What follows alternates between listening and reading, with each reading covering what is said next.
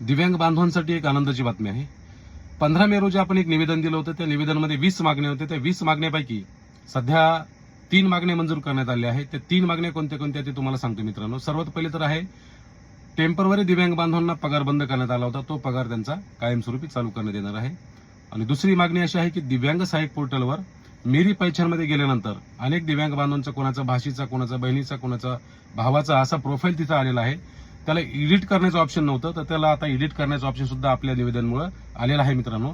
आणि तिसरा प्रश्न असा आहे की महाराष्ट्रात सर्व ठिकाणी जे बी शासनाचा जे पहिलेच जुना एक JR होता की दिव्यांग बांधवांना अंत्योदयमध्ये समाविष्ट करण्याबाबत, तर काही ठिकाणी मिळत होतं, काही ठिकाणी मिळत नव्हतं. तर आता तो सुद्धा नवीन एक परिपत्रक काढत आहेत आणि कंपल्सरी सर्व दिव्यांग बांधवांना आता अंत्योदयमध्ये घेण्यात येणार आहे. तर मित्रांनो, मी आज पुन्हा मुंबईला जात आहे उर्वरित आपल्या ज्या राहिलेल्या मागण्या आहेत त्या संदर्भात चर्चा करण्यासाठी. तर आपल्या डोक्यामध्ये जर कुठली कल्पना किंवा कुठली संकल्पना असेल तर आपण कमेंट बॉक्समध्ये मला नक्की सांगा की दादा अजून आपण ह्या अशा नवीन मागण्या घ्याव्यात जेणेकरून दिव्यांग बांधवांचा फायदा होईल.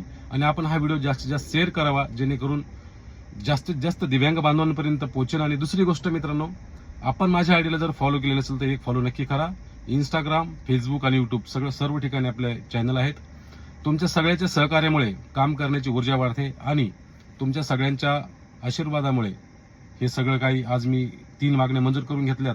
ह्या सुद्धा तुमच्या सगळ्याच्या आशीर्वादामुळे, तुमच्या सगळ्याच्या सपोर्टमुळे झालेला आहे मित्रांनो. धन्यवाद. व्हिडिओला शेअर करा, लाईक करा, फॉलो करा. थँक्यू.